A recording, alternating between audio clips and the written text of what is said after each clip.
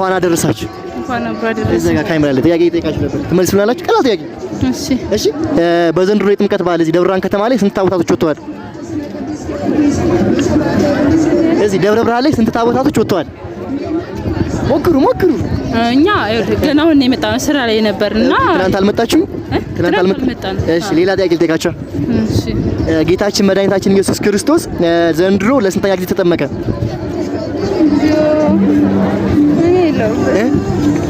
ይለፋችሁ? አዎ ይለፋችሁ። እሺ መልካም በዓል። እሺ እናመሰግናለን። አመሰግናለሁ። አባቴ ቲክቶክ ለስራ ነው። ጥያቄ እንጠይቅ ትመልሳለህ? የማይከብድ ቀላል ጥያቄ።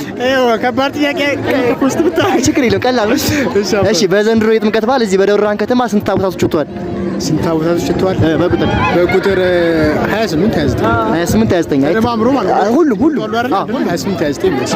እሺ ሌላው ደግሞ ጌታችን መድኃኒታችን ኢየሱስ ክርስቶስ ዘንድሮ ለስንተኛ ጊዜ ተጠመቀ? ኧረ ምን እሺ ገብርኤል አላውቅም። ማርያምን አላውቅም። አታውቅም? ማርያምን አላውቅም። በዛው እየነገርሽ ግን ለስንተኛ ጊዜ? ጥምቀት አንዲት ናት፣ አንድ ጊዜ የተጠመቀው። እሺ ሌላው ደግሞ ማርቆስ 16 ምን ይላል? ሁሉ ጊዜ ከአመት እስከ አመት የምንጠቀመው የመጽሐፍ ቅዱስ ቃል ነው። ኧረ አላውቅም። አታውቅም? ያመነ የተጠመቀ ይድናል። እንደዛ ነው። እሺ እናመሰግናለን። መስካም በዓል። እንኳን አደረሳችሁ። እሺ እዛ ጋር እንትን ቪዲዮ እየሰራን ነው። ጥያቄ እየጠየቅን ነበር። ትመልሳለህ? እሺ ቀላል።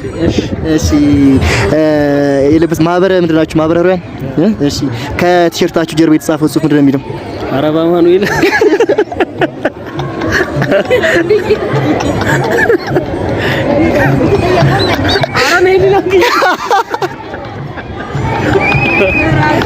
አመቤኮ ነግራለሁ።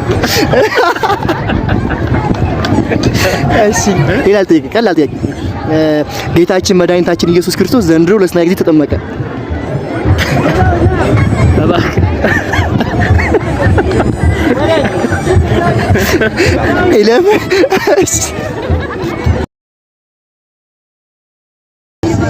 እንኳን አደረሳችሁ። እንኳን አብሮ አደረሰ። እዚህ ጋር ካሜራ አለ። ጥያቄ እጠይቃችሁ ነበር ትመልሱልናላችሁ? ቀላል ጥያቄ።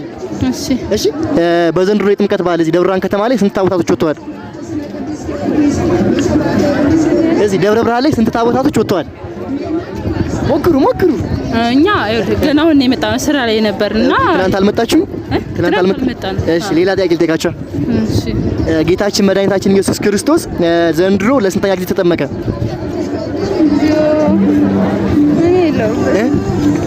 ይለፋችሁ? አዎ ይለፋችሁ። እሺ መልካም በዓል።